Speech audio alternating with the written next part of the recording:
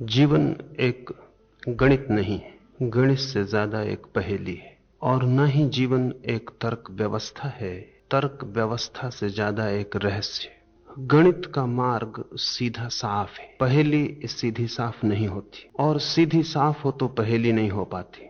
और तर्क की निष्पत्तियां बीज में ही छुपी रहती हैं। तर्क किसी नई चीज को कभी उपलब्ध नहीं होता, रहस्य सदा ही अपने पार चला जाता है।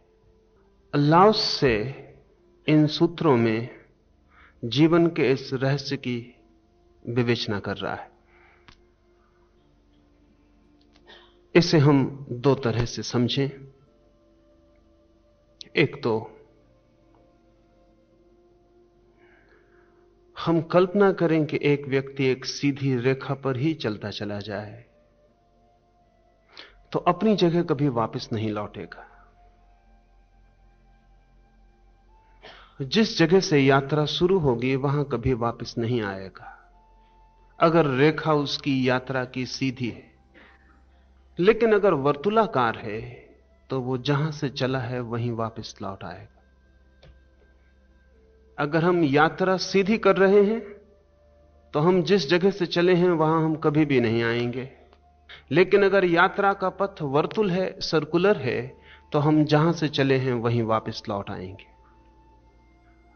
तर्क मानता है कि जीवन सीधी रेखा की भांति है, और रहस्य मानता है कि जीवन वर्तुलाकार है, सर्कुलर है।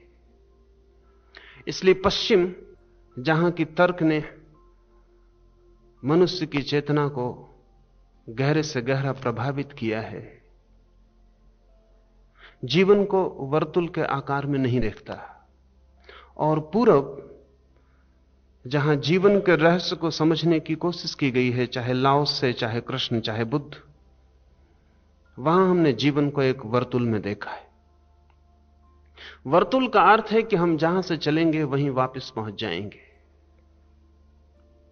इसलिए संसार को हमने एक चक्र कहा है, द व्हील। संसार का अर्थ ही चक्र होता है। यहां कोई भी चीज सीधी नहीं चलती, चाहे मौसम हो, चाहे आदमी का जीवन हो। जहां से बच्चा यात्रा शुरू करता है जीवन की, वहीं जीवन का अंत होता है। बच्चा पैदा होता है तो पहला जीवन का जो चरण है वो है श्वास। बच्चा श्वास लेता पैदा नहीं होता है, पैदा होने के बाद श्वास लेता है। कोई आदमी श्वास लेता हुआ नहीं मरता, श्वास छोड़कर मरता है।